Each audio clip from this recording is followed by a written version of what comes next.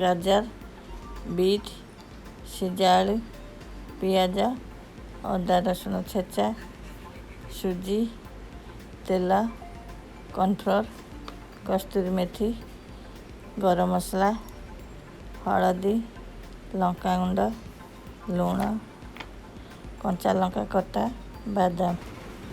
Gas on କରି PAN ବସାଇ ତେଲ ପକାଇବା, କଟା ପିଆଜ ପକାଇବା,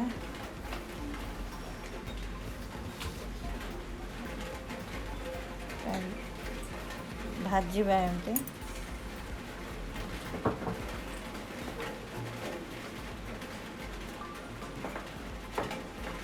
କିଛି ସମୟ ଏମିତି ଭାଜିବା। କଞ୍ଚା ଲଙ୍କା ପକାଇବା, ଏମିତି ଗୋଲ୍ଡେନ୍ ବ୍ରାଉନ୍ କଲର୍ ହେବା ଯାଏ ଏପଟେ ଟିକେ ଭାଜିବା।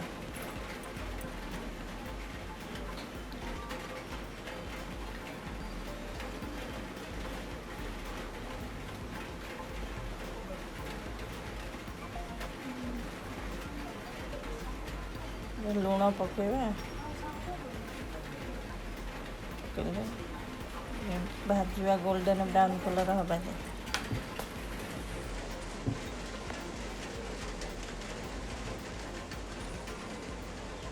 କିଛି ସମୟ ଭାଜିବା ଏପରି।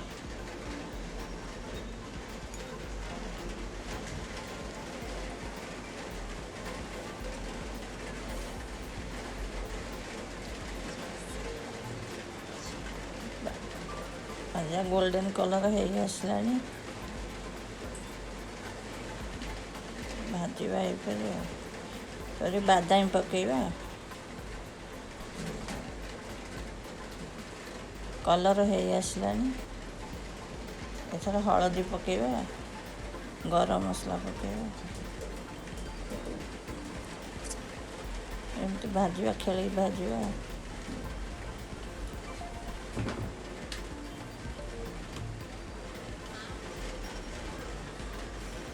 କଲର୍ ହେଇଗଲାଣି। ଗାଜର ପକାଇବା,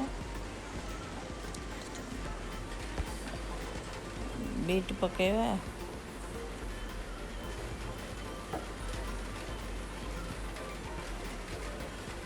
ଗୋଳେଇ ଭାଜିବା।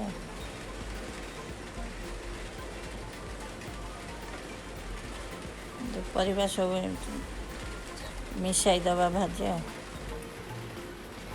କସ୍ତୁରୀ ମେଥି ପକାଇବା ତାପରେ।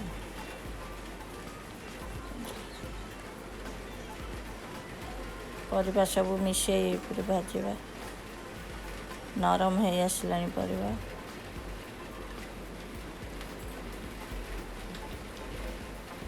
ହେଇଗଲା।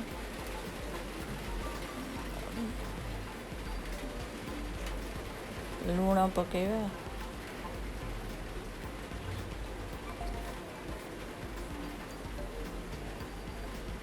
ଅଦା ରସୁଣ ଛେଚା ପକାଇବା,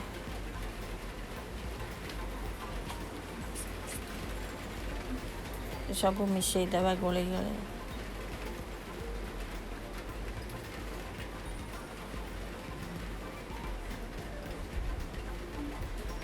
କିଛି ସମୟ ଏମିତି ଘୋରେଇ ରଖିବା। ତାପରେ ଆଳୁ ପକାଇବା,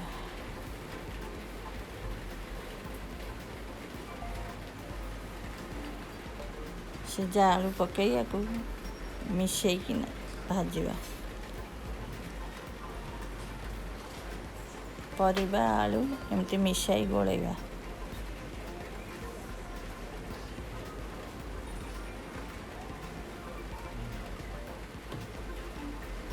କିଛି ସମୟ ଏମିତି ମିଶାଇ ଦେବା ଗୋଳାଇ।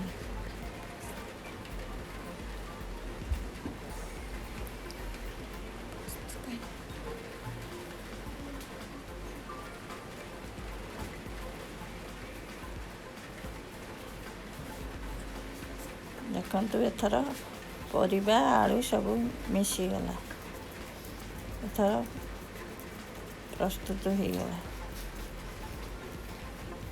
କିଛି ସମୟ ଥଣ୍ଡା ହେବାକୁ ଛାଡ଼ିଦେବା।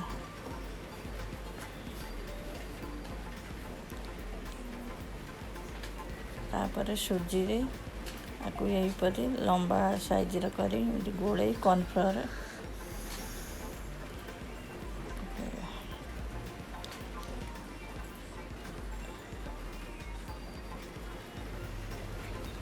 तैयारी करी रखिबा।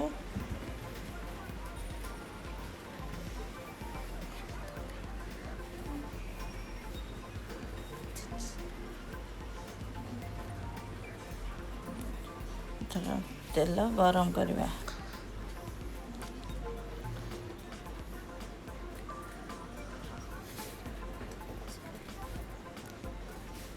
तेल एथर गरम हो आसलानी।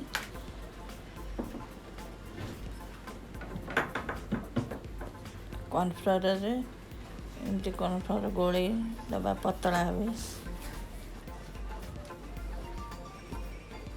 3 चामच कॉर्नफ्लोर पानी रे एमती पतला भावे गोलेबा। तेल ताती आसलानी।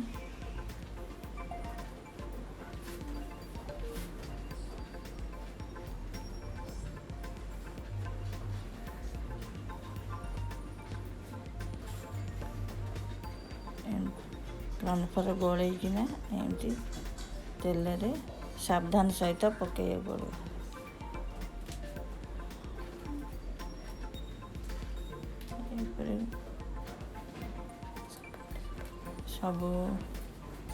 सब गुड़ एमती छाणवा।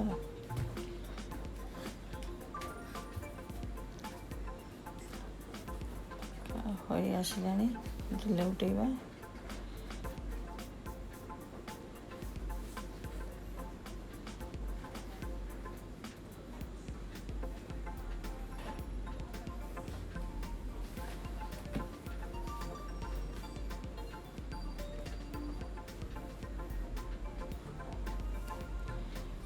एमती 3-4 मिनट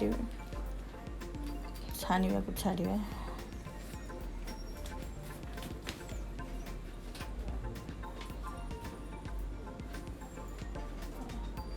गला छाणवा रखे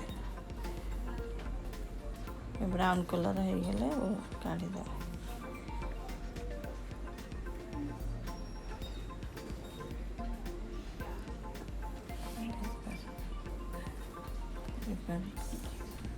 देखते हो गला वेजिटेबल चॉप